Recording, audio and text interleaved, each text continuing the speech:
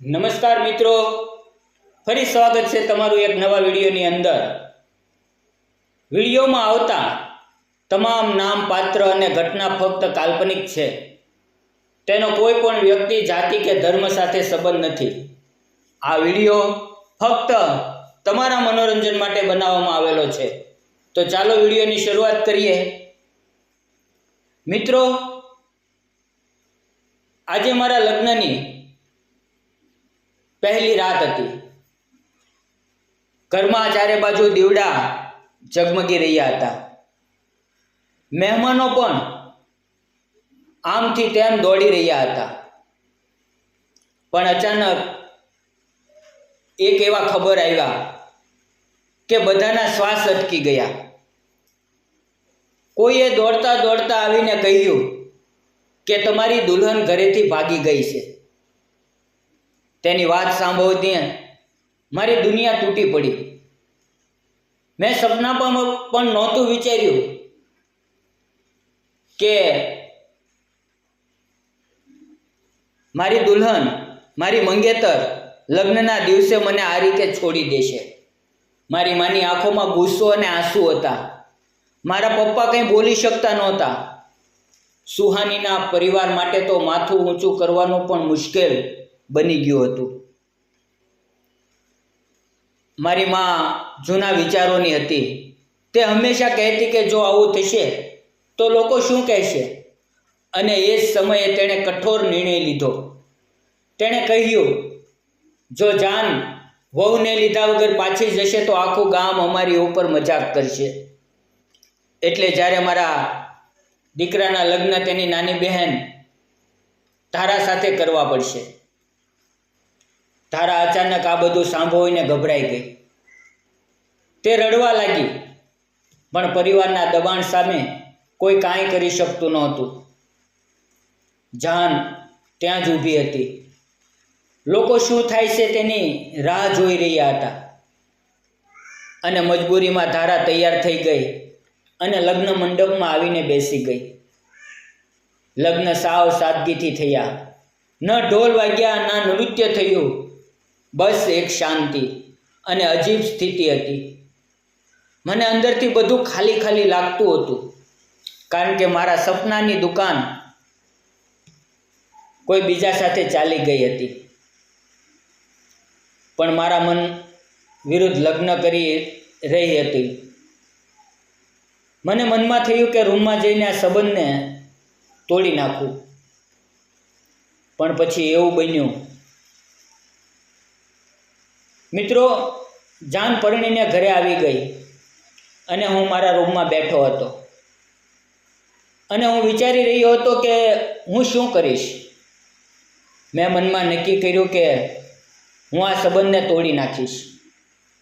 થોડી વાર પછી ધારા પોતાના હાથમાં દૂધનો ગ્લાસ લઈને મારા રૂમમાં આવી. અને મેં તેને પહેલી વાર જોઈ. તેની આંખોમાં ડર પણ હતો અને દુઃખ પણ, અને એક વિચિત્ર સૌંદર્ય પણ. મને એવું લાગ્યું કે કદાચ આ છોકરી મારી કલ્પના કરતાં સાવ અલગ હતી. મિત્રો, ઘરમાં હું સૌથી નાનો હતો. મારે 2 મોટા ભાઈ અને એક બહેન હતી. તે બધાના લગ્ન થઈ ગયા હતા, પણ હું સૌનો લાડકો હતો. બધાનું જીવન શાંતિથી ચાલતું હતું. સુહાની અમારી શેરીમાં જ રહેતી હતી. તે જ્યારે કોલેજ જતી ત્યારે રસ્તામાં આવતા જતાં હું તેને જોઈ લેતો, અને મારા દિલમાં કંઈક ધીમે ધીમે તે મારા દિલની ધડકન બની ગઈ. મેં નક્કી કર્યું હતું કે ત્યારે હું સુહાનીને મારા પ્રેમની વાત કરીશ જ્યારે મારી પાસે સારી નોકરી હશે અને સ્થિર ભવિષ્ય હોવું જોઈએ. મેં મમ્મીને મારી લાગણીઓ જણાવી તો તેણે કહ્યું કે પહેલાં નોકરીમાં લાગી જા, પછી ઘરની વાત કરશું, પછી લગ્નની વાત કરશું. મારી માની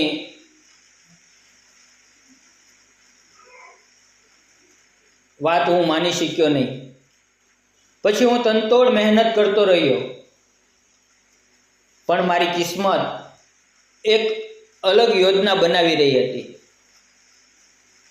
એક દિવસ મેં જોયું કે સુહાની પોતાના જૂના મિત્ર સાથે વાત કરી રહી હતી. ત્યારે જ મારા મનમાં એક શંકા ઊભી થઈ. શું સુહાની તેને પસંદ કરે છે? પરંતુ હું હિંમત હાર્યા વગર ખૂબ મહેનત કરી અને છેવટે મને નોકરી મળી. હવે મારી મમ્મી સુહાનીના ઘરે મારા સંબંધની વાત કરી. તેનો પરિવાર પણ આ સંબંધ માટે રાજી થઈ ગયો. થોડા દિવસોમાં અમારા બંનેની સગાઈ થઈ ગઈ અને 2 મહિનામાં લગ્ન પણ નક્કી થઈ ગયા. લગ્નના દિવસે હું ખૂબ ખુશ હતો, પણ એ ખુશી થોડી જ વારમાં હવામાં ઉડી ગઈ. જ્યારે એક વ્યક્તિએ દોડતા દોડતા આવીને સમાચાર આપ્યા કે સુહાની ઘરેથી ભાગી ગઈ, ત્યારે મારા બધા સપના તૂટી ગયા. હવે મારા લગ્ન તેની બહેન ધારા સાથે થઈ ગયા હતા. આમ જ સમય પસાર થતો ગયો. હું મારા ભૂતકાળમાં અટવાઈ ગયો, પણ ધારા તો કંઈક અલગ જ નીકળી. તેણે ક્યારેય મારી સામે કોઈ ફરિયાદ કરી નહીં. તેના પણ લગ્ન મજબૂરીમાં થયા હતા, પણ તેણે આ સંબંધને સંપૂર્ણ ઈમાનદારીથી અપનાવી લીધો. જેમ જેમ દિવસો પસાર થતા ગયા તેમ મેં જોયું કે તે કેટલી સમજદાર, સંવેદનશીલ અને સારી વ્યક્તિ છે. ઘરના દરેક કામમાં તેણે મારી માતાનો પૂરો સાથ આપ્યો. મારા ગુસ્સાને ક્યારેય ગુસ્સાથી નહીં પણ શાંતિથી જવાબ આપ્યો. ધીમે ધીમે મારી કડવાશ ઓગળવા લાગી. એક દિવસ મને સમજાયું કે કદાચ આજ મારી સાચી કિસ્મત હતી. સુહાની તો માત્ર દેખાવમાં સુંદર હતી, પણ ધારા હૃદયથી સુંદર હતી. મેં ભૂતકાળને ભૂલાવી દીધો અને વર્તમાનને સ્વીકારી લીધો.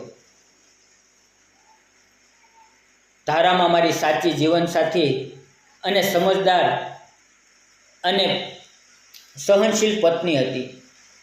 મિત્રો, જીવનમાં જે થાય છે તે હંમેશા સમજાતું નથી. ઘણીવાર જે ગુમાવવા જેવું લાગે છે તે ખરેખર આપણને વધુ સારું આપવાનો રસ્તો બને છે. અને મિત્રો, જ્યારે એક દરવાજો બંધ થાય છે ત્યારે બીજો ચોક્કસ ખુલે છે. જો તમને આ નાની એવી વાર્તા પસંદ આવી હોય તો વિડીયોને લાઈક અને ચેનલને સબસ્ક્રાઈબ કરવાનું ભૂલશો નહીં. ફરી મળશું આવતીકાલે એક નવી વાર્તામાં. એક સારી એવી વાર્તા લાવવાનો પ્રયત્ન કરીશ. મિત્રો, વિડીયો પૂરો જોવા બદલ આપ સૌ મિત્રોનો દિલથી ખૂબ ખૂબ ધન્યવાદ. મિત્રો, ફરી મળશું આવતીકાલે. ત્યાં સુધી આવજો.